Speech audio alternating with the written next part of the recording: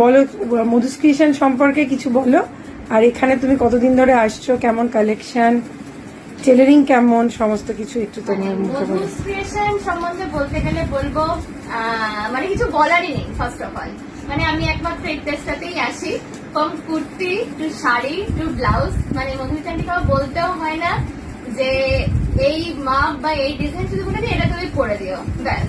And fittings বা alteration এরকম কোনো প্রয়োজনই হয় না, ফিটিংস তো আমার দারুণই লাগে পুরো। অ্যান্ড নিউ ডিজাইন আমার ভীষণ পছন্দ হয়।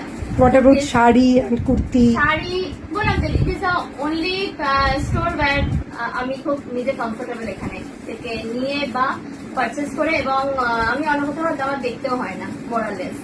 এখানে দেখলেই আমার মোরালেস আমি ভীষণ মানে ফ্যাশন ওরিয়েন্টেড, বাট এটা আমার পুরোপুরি ফুলফিল করে দেয় পুরোপুরি একদম। Thank you.